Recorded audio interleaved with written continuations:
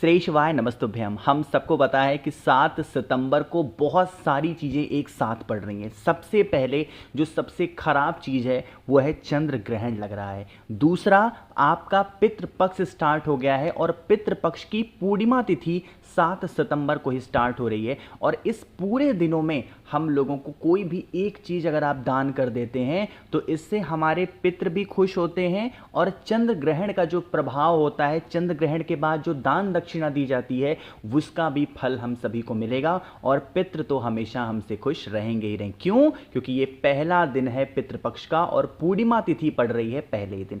सारे कष्ट आपके दूर होंगे। बहुत स्पेशल सी वीडियो है, बहुत ही प्यारी सी, बहुत ध्यान से सुनिएगा, ठीक है ना। चलो, सबसे पहले बताना चाहते हैं कि कुछ ऐसे लक्षण मैं आपको बताना चाहता हूं जो पितृदोष के होते हैं, फिर हम लोग दान की बातें करते हैं। देखो, अगर आपके घर की कमाई कम हो रही है और खर्चे कहीं ना कहीं ज़्यादा से ज़्यादा हो रहे हैं तो ये पितृदोष का लक्षण है। आपके घर में किसी भी प्रकार की बीमारी बीमारी की दवा सूट नहीं कर रही है, आपको कोई मेडिसिन सूट नहीं कर रही है, बहुत डॉक्टर को दिखा दिया तो ये पितृदोष का लक्षण है। तीसरा, आपके घर में एक दिन शांति रहती है और 3 दिन घर में लड़ाइयाँ होती हैं तो ये कहीं ना कहीं पितृदोष के लक्षण होते हैं। तो पितृपक्ष स्टार्ट हो रहा है तो आपको लक्षण ज़रूर पता होने चाहिए कि कौन से लक्षण होते हैं। अब मैं आपको बताने जा रहा हूं कि इस चंद्र ग्रहण पर हम लोगों को वो कौन से ऐसे दान हैं जो करने से जो ग्रहण का प्रभाव होती है, कुप्रभाव जो जिसको आप कह सकते हो, हमारे घर पे नहीं पड़ती है ना। चलो समझने की कोशिश करते हैं। देखो, सबसे पहले मैं आपको कुछ ऐसे नाम बताने जा रहा हूं, उन नाम को नोट करिएगा जो कि चंद्र ग्रहण के बाद में या किसी भी प्रकार के ग्रहण के बाद में दान देने की विधि होती है। सबसे पहली चीज होती है चावल। क्या दिया जाता है भाई? कच्चा चावल, पका करके नहीं, कच्चा चावल देते हैं। वो भी कितनी? 7 मुट्ठी कच्चे चावल का प्रावधान माना गया है किसी भी ग्रहण के बाद में दान करने की। दूसरा, जो दूसरी चीजें दान देने वाली होती हैं वो होती है दक्षिणा, ठीक है ना। दक्षिणा का मतलब क्या हुआ?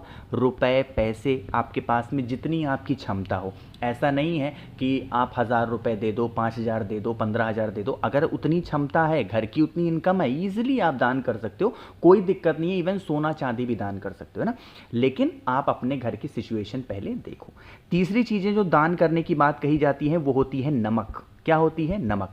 नियम तो ये कहता है कि हमें खड़ा नमक दान करना चाहिए। अगर आप लोग कभी बहुत पहले आपके जो दादा होंगे, दादी होंगी घर में ना, जो काफ़ी बुजुर्ग होंगे, उनसे पूछना कि जो कभी कथा वगैरह किसी के यहाँ होता होगा तो वो नमक रखते थे, एक छोटे से कटोरी में लेके जाते थे, चावल के ऊपर, गेहूं के ऊपर, है ना। तो नमक का प्रावधान है। चौथी चीज़ें जो दान करने वाली होती हैं उसमें रखा जाता है आलू। क्या रखा जाता है भाई? बताओ जल्दी से।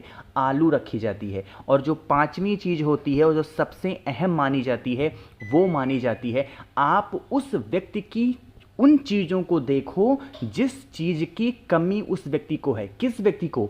जिस भी इंसान को आप दान कर रहे हो। दान हमेशा ऐसे व्यक्ति को की जाती है जिसे किसी चीज की कमी हो। जैसे बहुत सारे ऐसे लोग हैं आज के टाइम पे, देखो मंदिरों में क्या होता है, लोग बहुत सारे ऐसे होते हैं ना जो साफ सफाई करते हैं, उनके पास उतनी क्षमता नहीं होती रुपए पैसे को लेके, खाने पीने को लेके। तो आप ऐसा सोच लो कि हमें उस व्यक्ति को दान करना है। दान हमेशा ऐसे व्यक्ति को किया करो जिसे सच में ज़रूरत है। जो पूरी तरीके से सक्षम है उन्हें दान नहीं किया जाता है। इस चीज़ को ध्यान रखो। बहुत सारे लोगों को मेरी बातें बुरी लगेंगी बट यही चीज़ें सत्य हैं। दान का प्रावधान हमारे हिंदू धर्म में, सनातन धर्म में इसीलिए बनाया गया था कि जिनके पास जो चीज़ें नहीं हैं वो दान के माध्यम से उनकी वो ज़रूरतें पूरी हो पाएँ। तो 5वीं जो मेन चीज़ है, आप देखिएगा कि उस व्यक्ति के घर में किस चीज़ की कमी है। अगर उसके पास में खाने के लिए कुछ नहीं है तो उसमें कुछ खाने का ऐड कर दो, शक्कर ऐड कर दो, दाल ऐड कर दो, है ना।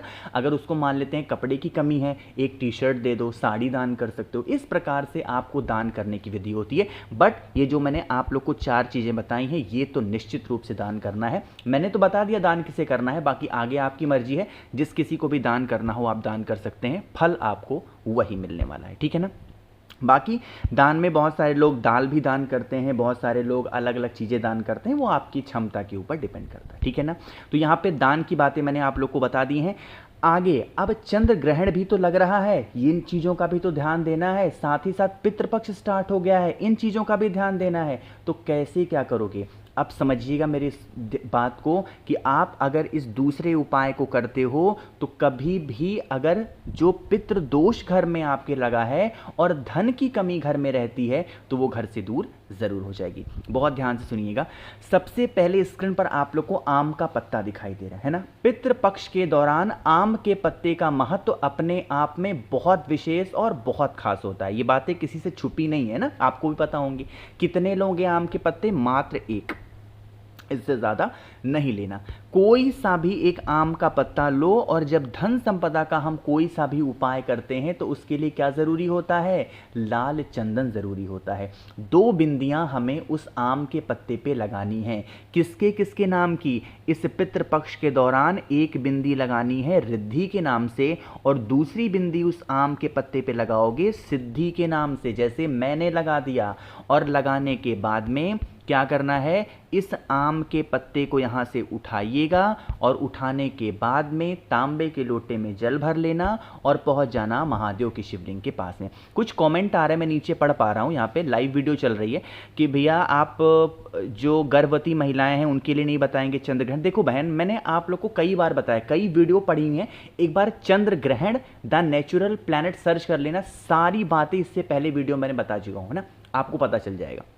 अभी सिर्फ आप चीज़ों को समझो। अब सबसे पहला काम करना है, जब कभी भी हम कोई सा भी उपाय करते हैं जल बाद में चढ़ाते हैं, बट इस स्पेशल दिन पे हम लोगों को जल क्या करना है? सबसे पहले चढ़ाना है।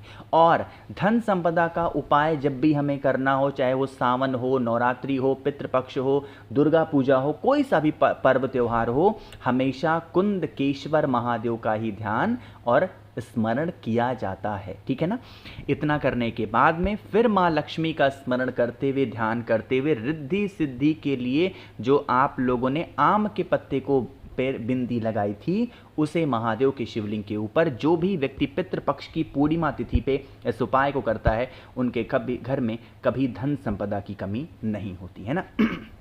जैसे कुछ लोग कहते हैं ना, भैया उपाय कहाँ से आते हैं? ये देखो, पूज्य गुरु जी की किताब है जिसका नाम है तर्पण। इस बुक में से मैंने बहुत सारे उपाय आपको पितृपक्ष के बताता हूं और दान वगैरह की जो वीडियो होती हैं वो इसी से जाता है। अब ये किताब आपको मिलेगी कैसे? समझो।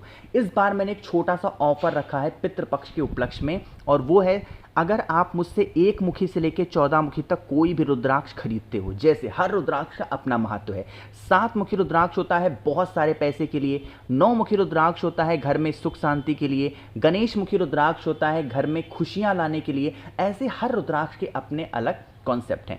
अगर इनमें से कोई एक रुद्राक्ष जो भी आप खरीदते हो उसके साथ में आप लोग को बहुत सारी चीज़ें फ्री दे रहा हूं। सबसे पहले स्क्रीन पे आप लोग को तर्पण एक किताब दिख रही है जो कि पूज्य गुरु जी के द्वारा हाथों से लिखी हुई पुस्तक है। इस पुस्तक को मैं आपको बिल्कुल फ्री दे रहा हूं। इसके साथ आप लोग को मिलने वाली है 5 मुखी रुद्राक्ष आपको फ्री दूंगा, 3 मुखी रुद्राक्ष आपको फ्री दूंगा, रुद्राक्ष का एक फल भी आपको फ्री दूंगा जिसके छिलके को निकालोगे तो 1 मुखी से लेके 14 मुखी तक कुछ भी निकल सकता है, वो आपकी किस्मत के ऊपर होगा।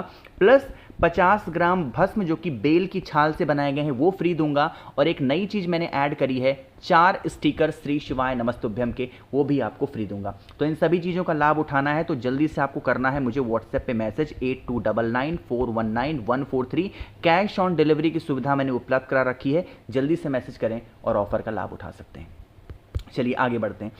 स्क्रीन पर आप लोग को दिखाई दे रहा होगा, अब ये तो बातें हो गई हैं, अब बातें कर लेते हैं इस वीडियो के तीसरे उपाय की तरफ, जो कि हमें करना है चावल के दाने के साथ। आज के टाइम पे कोई ऐसा नहीं बचा है जिसके घर में बीमारी प्रवेश ना कर चुकी हो। इस वीडियो का ये आखिरी उपाय है, बहुत ध्यान से सुनिएगा। इस उपाय के लिए हमें 2 चीज़ें मात्र चाहिए, है ना। आपको लेना होगा चावल का 1 दाना और दूसरे नंबर पे लेना होगा 1 काली मिर्च। ये उपाय पहले ही बता चुका हूँ, बट पितृपक्ष की जब पूर्णिमा तिथि होती है तो हमें महादेव का एक अलग सा नाम लेकर के इस उपाय को करना होता है, ठीक है ना। 1 चावल का दाना और 1 काला तिल लेना, तांबे का लोटा लीजिएगा, उसके अंदर जल भरिएगा और जल के अंदर क्या करोगे बताओ जल्दी से? गंगा जल डालेंगे, ठीक है ना। डाल दिया। अब आप इस कलश को उठाइएगा और क्या करेंगे? पहुंच जाएंगे महादेव की शिवलिंग के पास में। यहाँ पर पहुँच करके आपको पता है महादेव का पूरा परिवार शिवलिंग के ऊपर विराजमान है, लेकिन हमें जल कहीं और नहीं चढ़ाना है, सीधा जल महादेव के शिवलिंग के ऊपर। आज इस पूर्णिमा तिथि को ध्यान में रखते हुए आज के इस दिन की वीडियो होगी चंद्रमौली महादेव का नाम लेकर के अगर आप समर्पित करते हो तो पितृ दोष की वजह से अगर आपके घर में कोई भी व्यक्ति, कोई भी इंसान अगर बहुत ज़्यादा बीमार रहता है, परेशान रहता है, उसकी बीमारियां खत्म नहीं होती हैं, तो इंसान ठीक ज़रूर हो जाता है। मैंने कोशिश की है आप सभी को सब कुछ विस्तार से बताने की। नंबर दोबारा नोट करिएगा, 8299419143 व्हाट्सएप नंबर है। कैश ऑन डिलीवरी की सुविधा मैंने उपलब्ध कराई है, जल्दी से मैसेज करें और ऑफर का लाभ उठा सकते हैं। मेरे जितने भी भाई बहन आवाज़ आज पहली बार सुन रहे हैं, चैनल को ज़रूर सब्सक्राइब करिएगा और वीडियो को तो लाइक सभी को करना है। श्री शिवाय, नमस्तुभ्यम।